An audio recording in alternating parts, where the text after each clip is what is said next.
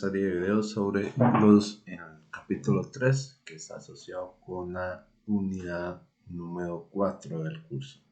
Esto va a ser movimiento en dos o en tres dimensiones. En el capítulo anterior estuvimos analizando el movimiento en una sola dimensión, algo que se movía solamente en el eje X, digamos algo así, o también podría ser algo que se mueve en el eje Y, pero solo en una dimensión. En este capítulo nos vamos a concentrar en una cuestión en tres dimensiones. Entonces aquí tenemos un punto en el espacio que está representado en tres dimensiones. Tiene una componente, va a tener una componente en el eje X, vas a tener otra componente en el eje Y vas a tener una componente en el eje Z. ¿Okay? Entonces este va a estar representado en tres dimensiones. Entonces aquí es bien importante el concepto de vector. Vamos a seguir usando el concepto de vector, pero ahora en tres dimensiones, y lo vamos a representar por componentes y vectores unitarios. ¿Okay? Entonces el vector posición en este caso, que va a estar relacionado con el desplazamiento, vas a tener una componente en X, una componente en Y y una componente en Z. Y cada componente va a estar acompañado de su vector unitario. Recuerden, estos vectores unitarios de acá no se suman, no se restan, sencillamente me está indicando componentes. Este puede ser este o este, norte o sur, y arriba y abajo. ¿Okay? No se suman, recuerden esto, bien importante. ¿Okay? Vamos ahora a asociar mucho el término de velocidad media, que es el mismo término con que vimos en el capítulo 2. La velocidad media, habíamos dicho que es solamente una información que me brinda desde un punto inicial, este P1, hasta un punto final, un P2. Es decir, en este caso vamos a tener una resta, porque si ustedes ven la definición es el desplazamiento dividido entre ese intervalo de tiempo. O sea, vamos a tener una resta entre vectores posición. Entonces, en este caso, sencillamente colocamos los dos vectores del origen, hacemos el primer dibujo de nuestro primer vector, después vamos nuestro segundo vector también desde el origen, y después sencillamente unimos los dos vectores, pero acá en la resta es un poco diferente. Sencillamente agarramos donde termina la cola del primer vector posición con la segunda cola de vector posición. Esto sería el desplazamiento en tres dimensiones de la partícula. ¿Okay? Como hemos indicado, la velocidad promedio no me indica si hay cambio de velocidad, solo me indica un promedio muy particular, que es sencillamente un desplazamiento dividido en un intervalo de tiempo. Si este intervalo de tiempo lo hacemos más pequeño, ¿qué quiere decir? Que yo comienzo a agarrar intervalos de tiempo más pequeñitos y más pequeñitos y más pequeñitos y más pequeñitos, entonces la separación entre estos dos vectores va a ser muy pequeña. Entonces estaríamos llegando a lo que es la velocidad instantánea, que si ustedes se recuerdan, la velocidad instantánea la definimos como la velocidad de un objeto en un punto en el tiempo específico, ¿ok? Entonces, por ejemplo, aquí tenemos una partícula que está en la trayectoria que sigue y le sacamos la recta tangente. Estuvimos asociando que la recta tangente se puede interpretar como la velocidad instantánea en un punto dado, ¿ok? Como les digo, o sea, usted puede estar en una rotonda dando vueltas y el velocímetro te va a dar el tamaño del vector velocidad. Y ustedes con la dirección pueden indicar cuál es el sentido. ¿Okay? Entonces aquí, usando un poco la definición de cálculo, como les he dicho, el cálculo no lo vamos a evaluar, pero es una herramienta muy útil. Si hacemos este intervalo de tiempo muy pequeñito, si nos acercamos por los vecindarios por ambos lados, vamos a trabajar en lugar de un límite, la derivada de la posición respecto al tiempo.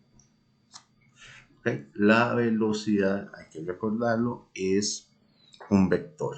¿Okay? Y recuerde, tiene unidades de longitud dividido entre tiempo, o sea, metros entre segundo, kilómetros por hora. Recuérdense eso. ¿Okay? Como es un vector, hay varias maneras de expresar. Vimos dos maneras de expresar un vector. Aquí voy a usar la que es componentes y vectores unitarios. ¿Okay? Entonces, si ustedes se recuerdan, el vector posición era una componente en X, una componente en Y y una componente en Z. Entonces, cada una de esas componentes yo las tengo que derivar. Entonces, voy a tener la velocidad en la componente X, la velocidad en la componente Y y la velocidad en la componente Z. ¿Ok? Que cada una componente está asociado con el vector posición en el eje X, eje Y y eje Z. ¿Okay? La magnitud de este vector, de esta velocidad, es cada componente elevado al cuadrado. Aquí nos podemos recordar un poco de Pitágoras. Recuerde, la magnitud del tamaño siempre va a ser un valor positivo. ¿Okay? Aquí tenemos un caso, pero exclusivamente en dos dimensiones. Lo estamos excluyendo a dos dimensiones, no hay eje Z. Entonces tenemos el tamaño, el vector velocidad, representado acá. Y lo podemos expresar, en este caso lo están expresando. En este caso lo podemos expresar tamaño, dirección y sentido. ¿Okay? O también lo podemos expresar por componentes y sus vectores unitarios. También podríamos expresarlo con componentes, que sería como de la siguiente manera.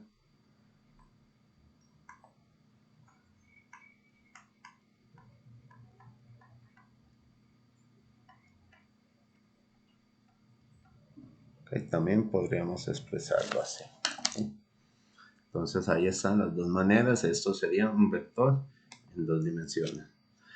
En este caso, si ustedes quieren calcular el ángulo de este vector de velocidad, tendríamos que usar esta formulita acá con tangente. También se puede usar seno o coseno, acá lo usamos con tangente.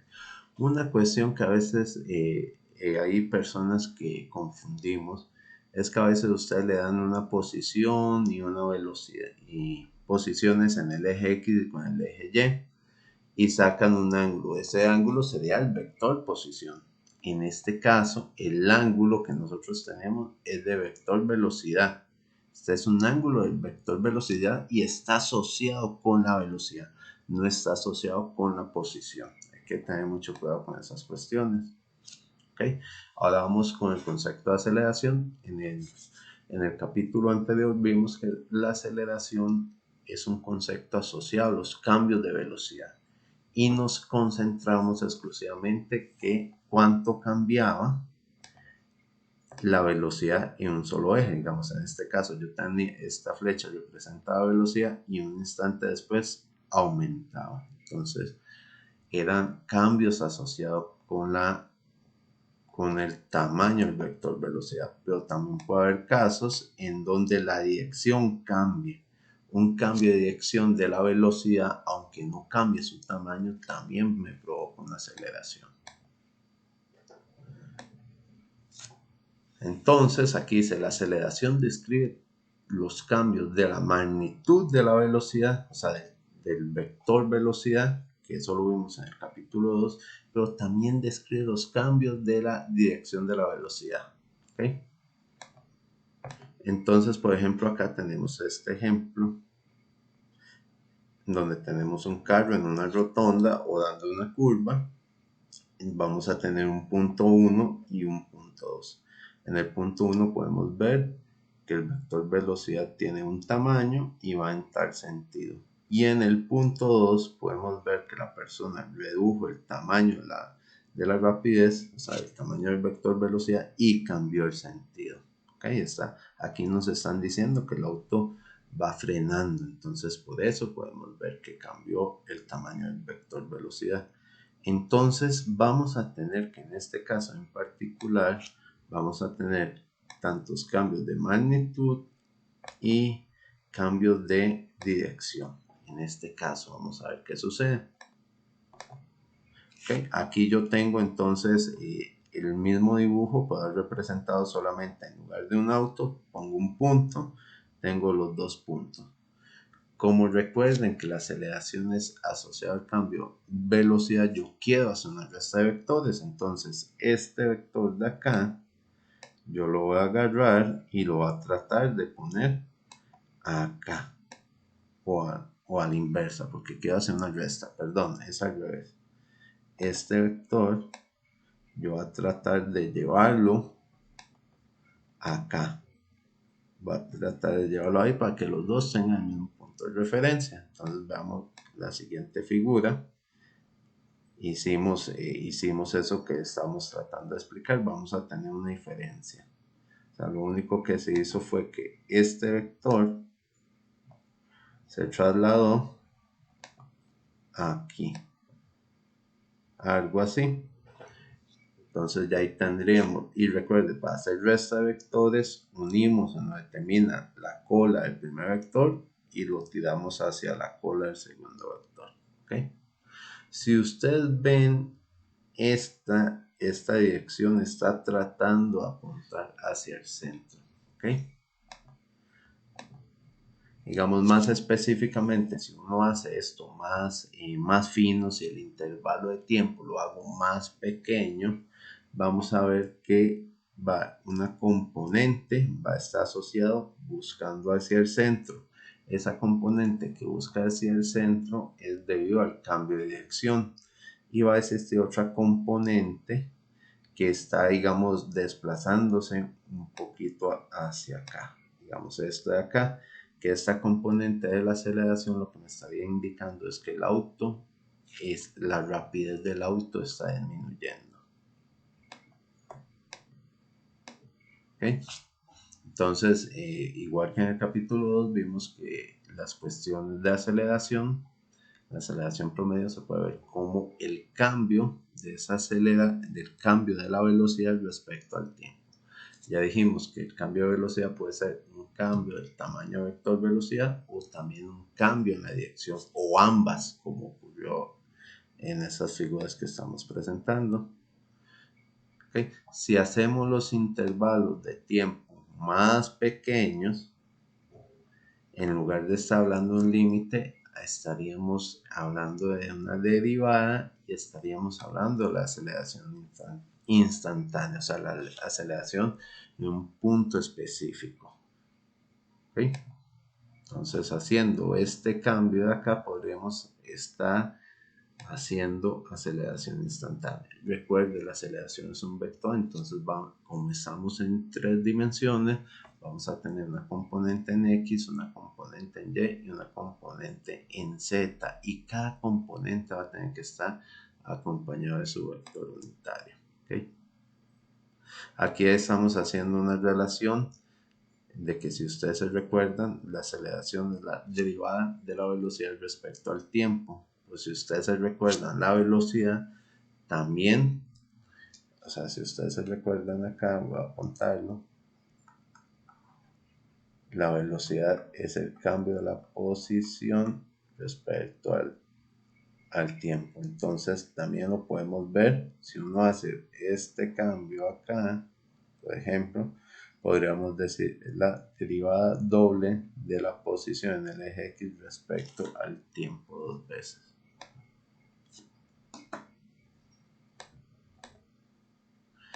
Entonces, chicos, para ir terminando este primer video, hemos visto que la aceleración puede estar asociada con cambios en el tamaño del vector velocidad. Y este cambio, aquí nos dice, es una componente paralela al camino. Nos dice información sobre el cambio de las partículas.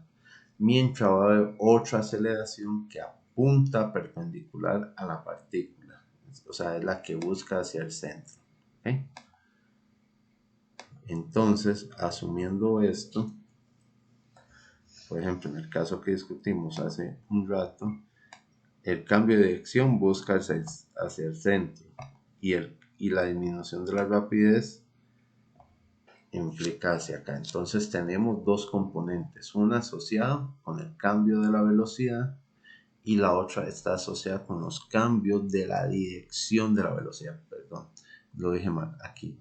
Una componente está asociada con los cambios del vector, del tamaño del vector velocidad, o sea, la rapidez, que esa está asociada con este terminito de acá, que es el que está tratando de indicar, mientras los cambios de la dirección sería esta de acá, que busca hacia el centro. ¿Okay? En este caso, digamos, en una curva, que es el caso más sencillo de explicar. Y con esto terminaríamos, chicos. Digamos, aquí estamos en una curva.